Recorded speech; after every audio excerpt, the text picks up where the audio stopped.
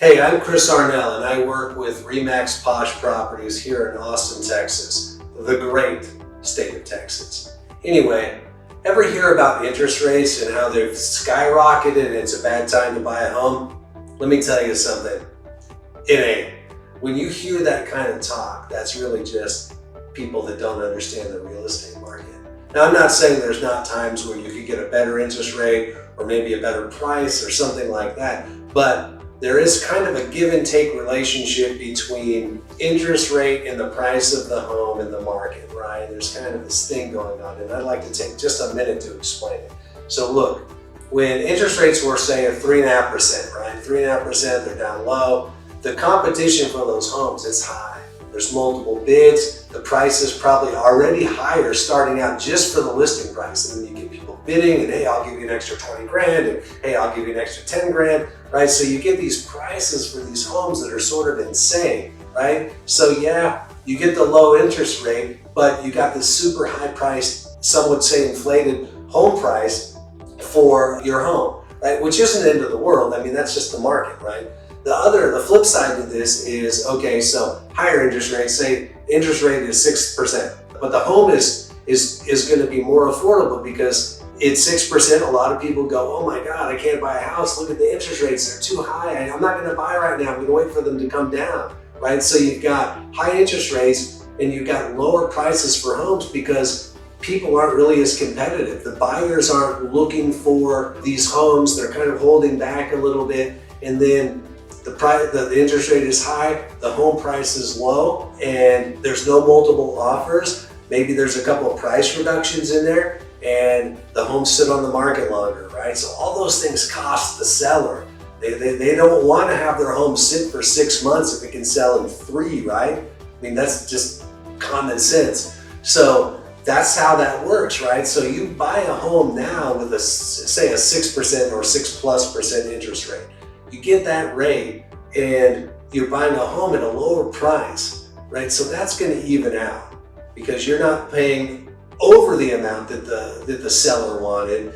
You're just paying like a higher interest rate. But just remember this, when you buy with a higher interest rate and you get a better deal on the home because it's really at that point what they would call a neutral or sort of a buyer's market, right? It's sort of in favor of the buyer because there's just not bidding wars. When you do that, you're going to be able to refinance that down the road if you want.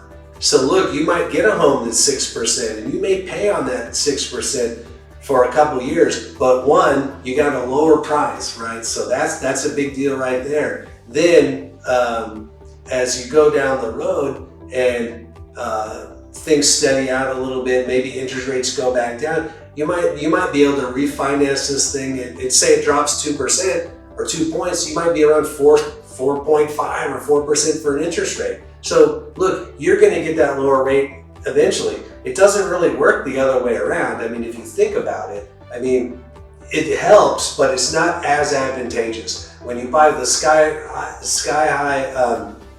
super low interest rate and it's a sky high price, look, there's not much really wiggle room other than your home going up in value, right? Because look, if you bought it 3.5%, man, it's never going to get lower than that. I mean, it might, you never know, but it's chances are it's not really going to.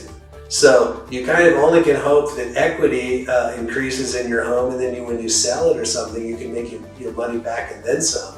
So those are kind of the two things, and you hear that all the time. I'm not buying because, man, the interest rate it's way up there. But honestly, and I'm telling you, like my parents bought their first home, it was 18%, and this was like a million years ago. But look, what if my parents decided it was it's the house I was raised in. I grew up there from, I don't really remember our old house, but it was about, I'd say age 3 to about age 20, that was my home.